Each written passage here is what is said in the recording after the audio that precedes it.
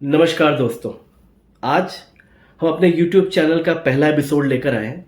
इस एपिसोड के माध्यम से हम समझने का प्रयास करेंगे एजुकेशन में करिकुलम के बारे में, उसके इम्पैक्ट के बारे में, करिकुलम में हाल फिलहाल में हो रहे बदलाव के बारे में, उसका इम्पैक्ट क्या रहा, तो उसको थोड़ा समझने की कोशिश करेंगे। हमारी प्राइमरी एजुकेशन में जो करिकुलम होता है, सिलेबस होता है, वो हमारे पर्सनालिटी की बात करें और हमारे इम्पैक्ट, अगर हमें ओवरऑल इम्पैक्ट की बात करें, तो बहुत हद तक रहता है और बहुत लॉन्ग रूटेड रहता है, सस्टेन करता है हमारे जीवन। तो प्राइमरी एजुकेशन में जो करिकुलम्स होते हैं, उसके मुख्यतः कई सारे 4-5 बिंदु होते हैं, उद्देश्य होते हैं। सबसे पहले तो लिटरेसी, न्यूमरेसी डेवलप करना, मतलब बेसिक लिखना पढ़ना, लिखने पढ़ने से रिलेटेड न्यूमेरिकल्स से लेकर ये एक इम्पैक्ट उसका एरिया रहता है। दूसरा उसका महत्वपूर्ण योगदान होता है हमारे लिए मॉरल एंड सोशल डेवलपमेंट का। किस तरह से मॉरल वैल्यूज़ को, सोशल वैल्यूज़ को इनकलकेट करना अपने जीवन में, उसको इन्हांस करना, डेवलप करना। फिजिकल डेवलपमेंट के बारे में होता है, स्पोर्ट्स को करिकुलर्स में किस तरह से हम अपने आप को ग्रूम कर सकते हैं। सो प्राइमरी एजुकेशन में इस पे भी बहुत ज़्यादा ध्यान दिया जाता है। सोशल और इमोशनल डेवलपमेंट के बारे में, how to learn more and more skills to enhance the emotional intelligence, अपने भीतर के इमोशनल इंटेलिजेंस को किस तरह से इन्हांस कर सकते हैं, सोशल इंटेलिजेंस को किस तरह से हम इन्हांस कर सकते हैं। कॉग्निटिव डेवलपमेंट के बारे में कि किस तरह से क्रिटिकल थिंकिंग को इन्हांस कर सकते हैं, अपनी लॉजिकल रीजनिंग अपने बात व्यवहार में, अपनी सोच में, अपने क्रियाकलापों में ला सकते हैं, चाहे वो daily day to day work हो, चाहे वो अपना करिकुलम्स या फिर सिलेबस रहा हो। सो मोटे मोटे तौर पे हमारे जो करिकुलम और सिलेबस हैं, डिफरेंट लेवल पे हमारे ये इंटरवेंशंस करते हैं। सो करिकुलम की जो 4 एंड गोल हैं, 4 सीज जिसकी हमने डिस्कशन किया, हमें भी ये सोचना पड़ेगा कि क्या ये 4 सी प्रेजेंट कॉन्टेक्स्ट में अचीव हो रहे हैं। क्या हम लॉजिकल थिंकिंग की तरफ बढ़ रहे हैं? क्या हम क्रिएटिव कंट्रीब्यूटर हो रहे हैं? अगर हम नेशनल एजुकेशन पॉलिसी 2020 की बात करें, तो 29 जुलाई 2020 में नेशनल एजुकेशन पॉलिसी इफेक्टिव में आई, अमल में आई। नेशनल एजुकेशन पॉलिसी का बहुत हद तक देखा जाए तो मुख्यतः उद्देश्य है कि किस तरह से वहाँ पे रिसर्च को बढ़ावा दिया जा सके। ओवरऑल वहाँ पे तो नेशनल रिसर्च फाउंडेशन स्टैब्लिश करने का भी जिक्र है नेशनल एजुकेशन पॉलिसी को अगर हम पढ़ते हैं तो और नेशनल एजुकेशन पॉलिसी ही किस तरह से स्ट्रेस मैनेजमेंट को डील किया जा सके, किस तरह से ट्रुएंसी पे काम किया जा सके, इसका भी जिक्र करती है। तो नेशनल एजुकेशन पॉलिसी 2020 पे जब से ये अमल में आई, चर्चा का विषय बनी, कई सारी सरकारों ने काम करना शुरू किया इस पे। कुछ कई सारी राज्य सरकारों की बात करें, उसको अमल लाना शुरू किया। अगर मुख्यतः हम दिल्ली में देखें तो दिल्ली में इसके बहुत ही अभूतपूर्व परिणाम थे और नेशनल एजुकेशन पॉलिसी 2020 आने के पहले भी कुछ ऐसे मेजर्स दिल्ली सरकार, तत्कालीन दिल्ली सरकार के माध्यम से लिए गए जो इन फैक्टर्स को कहीं ना कहीं उसका सॉल्यूशन दे रही थी। आज के करिकुलम और आज का जो डेली हमारा प्राइमरी एजुकेशन का प्रोसेस है, अगर उसको हम देखें तो बहुत इस तरह की स्ट्रेस और क्रिएटिव थिंकिंग की हम बात करें, स्ट्रेस मैनेजमेंट की बात करें, क्रिएटिव थिंकिंग की बात करें, तो बहुत हद तक मिसिंग रहता है। ये एक over the period of time एक वॉइड, एक गैप डेवलप हो गया है और उस गैप को फिल करने के लिए हमें कुछ इंटरवेंशंस करने की ज़रूरत है। ये कई सारे एक्सपर्ट और कंसल्टेंट की राय से नेशनल एजुकेशन पॉलिसी आई अमल में और ये एक बहुत ही अद्भुत पॉलिसी सरकार की तरफ से लाई गई। और इस पॉलिसी को अमल में लाना भी राज्य सरकारों का, डिफरेंट बोर्ड्स का एक उद्देश्य रहना चाहिए। कई सारी सरकारों ने इस पे कई स्टेप्स भी उठाए। दिल्ली में किस तरह से रहा और क्या मेजर्स लिए गए, इसकी हम डिटेल्ड में इस चर्चा करेंगे, क्योंकि दिल्ली में कुछ करिकुलम ऐसे बनाए गए, डिज़ाइन किए गए जो इस वॉइड को फिल कर रहे थे। चाहे वो स्ट्रेस हो, चाहे वो ट्रुएंसी हो, रिसर्च हो, इनोवेशंस हो, जिस पे नेशनल एजुकेशन पॉलिसी में काफ़ी जोर दिया गया है, उन सारे फैक्टर्स को कंसीडर करते हुए कुछ यहाँ पर इंटरवेंशंस किए गए थ्रू डिफरेंट करिकुलम्स, उसकी हम चर्चा डिटेल में यहाँ करेंगे। बहुचर्चित हैप्पीनेस करिकुलम के बारे में, ईएमसी एंटरप्रेन्योरशिप माइंडसेट करिकुलम के बारे में और देशभक्ति करिकुलम के बारे में एक एक करके इन करिकुलम्स को समझने का प्रयास करेंगे और इन करिकुलम्स का ओवरऑल इम्पैक्ट क्या रहा है स्टूडेंट्स को लेकर, पेरेंट्स को लेकर, इवन टीचर्स को लेकर, उसके बारे में भी हम चर्चा करेंगे और इम्पैक्ट क्या रहा है। सो इसी क्रम में जो तत्कालीन जो दिल्ली सरकार रही थी, तो उसके सामने कुछ ऐसे इश्यूज आए, कुछ वॉइड्स एरियाज आए, कुछ ऐसे गैप एरिया आए जहां पे फिल करने की आवश्यकता थी बच्चों के, और मुख्यतः ये केंद्रित था स्ट्रेस से रिलेटेड। सो किस तरह से उनके जीवन के स्ट्रेस को समझा जा सके, कम किया जा सके, ताकि उनका रुझान, उनकी रुचि स्कूल में ज़्यादा देर तक रहे। इस विचार के साथ दिल्ली सरकार ने जुलाई 2018 में दलाई लामा जी के माध्यम से एक करिकुलम की शुरुआत की, जिसको हमने कहा हैप्पीनेस करिकुलम।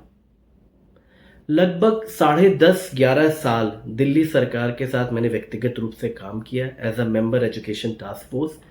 कई सारे पॉलिसी डिज़ाइन में, इम्प्लीमेंटेशन में अपनी भूमिका निभाने का मौका मिला। हैप्पीनेस करिकुलम निश्चित तौर पे कहा जा सकता है एक बहुत ही क्रांतिकारी कदम, और इसके कई सारे अभूतपूर्व परिणाम आए जो हम आगे आने वाले इस वीडियो में डिस्कस भी करेंगे। लेकिन हैप्पीनेस करिकुलम अपने आप में एक रिमार्केबल प्रोजेक्ट था, एक अच्छा करिकुलम जिसने जीवन न केवल बच्चों को, उनके पेरेंट्स को, ओवरऑल स्कूल को, टीचर्स को बेहतर रूप से एक साथ कनेक्ट करने का प्रयास किया। इसकी शुरुआत कैसे होती है, इसको थोड़ा समझने का प्रयास करते हैं। 2016 की नरेला में एक घटना हुई थी जहां पर एक 12वीं कक्षा के छात्र ने टीचर की चाकू से मारकर हत्या कर दी, और इस तरह के छुटपुट कई सारे ऐसे इंसिडेंट आए। लेकिन नरेला का जो ये इंसिडेंट था वो हम सबके लिए और उस समय के शिक्षा मंत्री मनीष सिसोदिया जी के लिए एक बहुत ही अचंभित था। Government school, government education system के साथ जुड़ के इस तरह से काम करने का यह पहला अनुभव था। तो उसमें इस तरह का कोई अप्रत्याशित इंसिडेंट होना, मे बी ये पहले भी होता रहा हो, लेकिन जब ये आपके सामने आता है तो इसके लिए शायद इसके किस तरह से हम इसके डेप्थ में जाएं और समझने का प्रयास करें, रादर की तुरंत कंक्लूजन पे पहुंचना, यह शिक्षा मंत्री, उस समय के शिक्षा मंत्री मनीष सिसोदिया जी ने इस पर अपना सोच रखी। और ये केवल एक घटना नहीं थी। अभी 2024 की हम बात करें, यहाँ पर एक यूपी में बहराइच में इसी तरह 11वीं के छात्र ने, जब उनके क्लास टीचर ने उनका मोबाइल पकड़ लिया और उसके लिए सवाल किए तो उन्होंने चाकू मार दिया। और ये केवल भारतवर्ष की बात नहीं है, ऐसे कई, स्लोवाकिया, कई सारे ऐसे, जर्मनी, ऐसे कई सारे एग्जाम्पल्स हैं। आखिर ये हो क्यों रहा है? क्योंकि बच्चों का जो एक बड़ा सेक्शन है जो कई तरह के प्रत्याशित और अप्रत्याशित स्ट्रेस से गुजरता है। फॉर एग्जाम्पल, हम लोग जब सरकारी स्कूलों के साथ काम कर रहे थे, हमारे सरकारी स्कूलों में मोटे मोटे तौर पे अगर हम देखा जाए, जिस आर्थिक और सामाजिक परिवेश से जो बच्चे पढ़ने आते हैं, उनके साथ कई सारे चैलेंजेस होते हैं। कई सारे ऐसे बच्चे हैं जो अपने घर में इस तरह का वातावरण देखते हैं जहां पर ऐसे कई सारे अनफॉर्चुनेट इंसिडेंट होते हैं। माँ बाप में लगातार लड़ाई हो रही है खाने के लिए, बेसिकली कई सारे ऐसे छोटी छोटी चीज़ों के लिए एक तरह से बहुत ज़्यादा पूरे परिवार को स्ट्रेस से गुजरना पड़ रहा है। कई सारे ऐसे अप्रत्याशित चीज़ें उस परिवार के साथ हो रही हैं, वगैरह वगैरह। सो वो बच्चा जब स्कूल में आता है और स्कूल में आते ही उसके साथ वो किताबें, वो करिकुलम थोप दिया जाता है या एकाएक उसके पास वो बुक दे दी जाती है, तो स्वाभाविक है शायद उसका उस पढ़ाई में, उस माहौल में उस तरह का मन ना लगे। इसको गहराई में समझने के लिए कई सारे हमने इस तरह के प्रयोग किए, कई सारे ऐसे संस्थाओं के साथ मिलकर सर्वे किया, बच्चों से कनेक्ट किया गया। तब ये समझ में आया there is a need of the hour is we need to design something जो इस सब्जेक्ट को, इस इश्यू को केटर कर सके, बेसिकली जिससे बच्चे जूझ रहे हैं, जिससे बच्चों को हर दिन इसका सामना करना पड़ रहा है, और शायद वो खुल के स्कूल लेवल तक भी, टीचर्स और स्कूल एडमिनिस्ट्रेशन तक भी सही से पहुंच नहीं रहा है। माता पिता को भी ये लगता है कि उनकी जिम्मेदारी है कि टिफिन बॉक्स बनाकर दे दें, स्कूल का बस्ता तैयार करवा दें और उनको स्कूल में भेज दें। यहां तक उनकी जिम्मेदारी है। स्कूल में बच्चा क्या कर रहा है, स्कूल में बच्चा पढ़ रहा है कि नहीं पढ़ रहा है, ये स्कूल वाले जाने।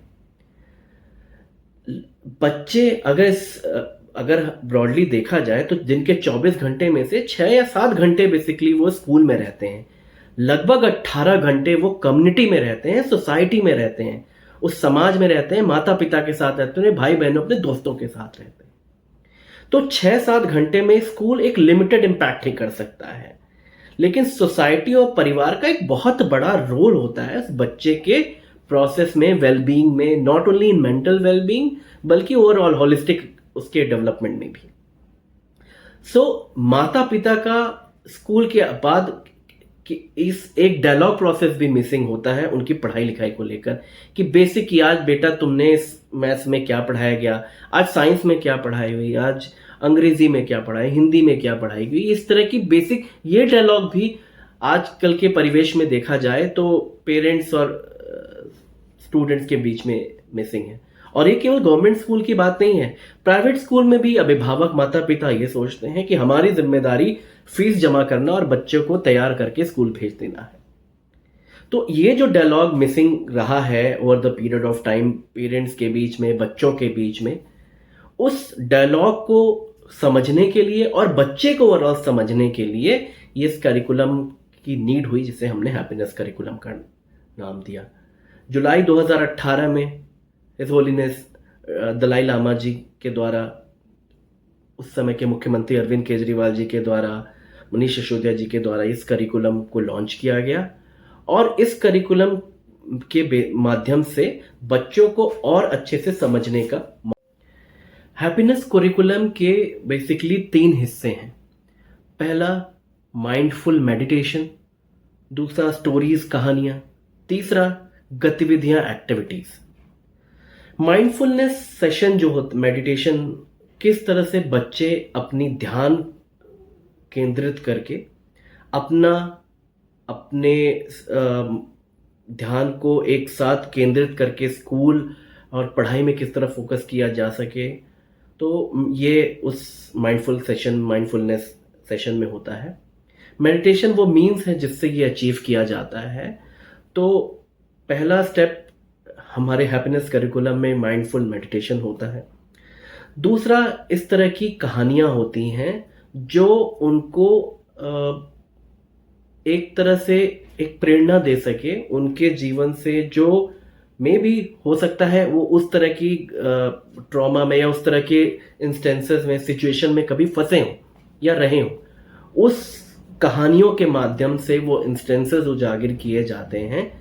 और यहाँ कोई नैतिक शिक्षा का ये पाठ नहीं होता है कि ये नैतिकता है, वो नैतिकता है, बल्कि यह एक स्टोरीज और एक्टिविटीज के माध्यम से उस एंड गोल को अचीव करने का एक तरीका है, एक माध्यम से, कि जिसमें बच्चा सही और गलत की पहचान कर सके, जिसमें वो ये समझ सके कि नैतिकता बेसिकली है क्या। हम बार बार मॉरल वैल्यूज और मॉरल एजुकेशन की बात करते हैं, लेकिन मॉरल एजुकेशन और मॉरल वैल्यूज से पहले हमें बेसिक्स अपने बच्चों का क्लियर करना बहुत आवश्यक है, कि रियलाइजेशन और उनको ये समझना what is ethical, what is non ethical, क्या सही है, क्या गलत है, और वह इन एक मीन्स के थ्रू अचीव किया जा सकता है।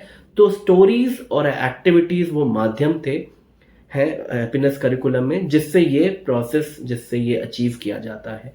तो ये 3 पार्ट्स, 3 हिस्से हैं, माइंडफुलनेस मेडिटेशन, स्टोरीज और एक्टिविटीज गतिविधियां। ये 3 हिस्से रहे हैं हैप्पीनेस करिकुलम के। हैप्पीनेस करिकुलम नर्सरी से लेकर 8वीं कक्षा तक के बच्चों के लिए है। लगभग 8 लाख बच्चों के जीवन में प्रतिदिन ये जो उनका पहला पीरियड होता है, हर कक्षा के लिए पहला पीरियड हैप्पीनेस करिकुलम होता है। यह 40 मिनट का जो पीरियड रहता है बच्चों के लिए, ये शुरुआत में जब ये किया गया तो मे भी सब एक एडिशनल पीरियड, एक एडिशनल बर्डन की तरह से हो सकता है लिया गया हो, लेकिन बाद में जो इसके परिणाम आने शुरू हुए, बाद में जो एक संवाद टीचर और स्टूडेंट्स के बीच में स्टैब्लिश हुआ, तो वो अपने आप में क्रांतिकारी रहा है। टीचर्स ने भी इस बात को माना कि किस तरह से उनको बच्चों को भी अच्छे से समझने का मौका मिला है, उनके परिवेश को समझने का मौका मिला है कि किस परिवेश से, किस समाज से वो बच्चा आ रहा है, आपकी कक्षा में बैठ रहा है, आपके न्यूमेरिकल्स, आपके कैलकुलस को समझ रहा है और फिर वो पढ़ाई कर रहा है। तो बच्चों के लिए भी और ये टीचर्स के लिए भी एक अनोखा प्रयोग रहा हैप्पीनेस करिकुलम। 8 लाख बच्चों के जीवन में यह 40 मिनट बहुत ही उपयोगी साबित हो रहे हैं। और हैप्पीनेस करिकुलम की अगर हम बात भी करें, अगर हमने अभी लास्ट में आपके एक और आंकड़ा शेयर करना चाहूँगा इस प्लेटफॉर्म के माध्यम से, 2024 में, 2025 में, बल्कि हर साल हैप्पीनेस रिपोर्ट आती है, वर्ल्ड हैप्पीनेस रिपोर्ट आती है। तो हैप्पीनेस रिपोर्ट के माध्यम से हर जो देश है उसमें किस तरह से उनकी स्थिति है, कई सारे इनके फैक्टर्स होते हैं, उसके बेसिस पे हैप्पीनेस रिपोर्ट। इसका एक और पहलू भी है जिसको समझने का प्रयास करते हैं। हर साल wellbeing research centre, university of Oxford के माध्यम से एक रिपोर्ट पब्लिश की जाती है जिसे हम वर्ल्ड हैप्पीनेस रिपोर्ट कहते हैं। 2024 में भी यह रिपोर्ट आई। उस रिपोर्ट के हिसाब से 143 देशों की सूची में भारत 126वें पैदान पे था हैप्पीनेस के माध्यम पे, और यह रेटिंग पाकिस्तान, नेपाल और चाइना से भी कम है। नेपाल इसमें 92वें नंबर पे है, चाइना 68वें नंबर पे है और पाकिस्तान 109वें नंबर पे है। हमारा भारतवर्ष 126वें नंबर पे है 143 कंट्रीज में। सो यह हैप्पीनेस करिकुलम ये एक नीड ऑफ द आवर है। जब कोविड आया, पैंडेमिक आया, उस समय तो इसकी और ज़्यादा गुंजाइश थी और ज़्यादा ज़रूरत आन महसूस हुई। यही कारण था कि डायरेक्टरेट ने प्राइवेट स्कूल को भी एडवाइस किया कि हैप्पीनेस करिकुलम को उपयोग में लाएं ताकि बच्चों के अंदर से स्ट्रेस, एंजाइटी को कम किया जा सके। कई सारे प्राइवेट इंस्टीट्यूशन इस पहल में सामने आए। उन्होंने हैप्पीनेस करिकुलम और उससे हो रहे बदलाव की कहानियां लिखी, साझा की कि किस तरह से उनके इंस्टीट्यूशन में भी पढ़ने वाले बच्चों में भी बदलाव आए। सो हैप्पीनेस करिकुलम जिस वॉइड को फिल करना चाहता था उस वॉइड को फिल कर रहा है और आज भी उस दिशा में है।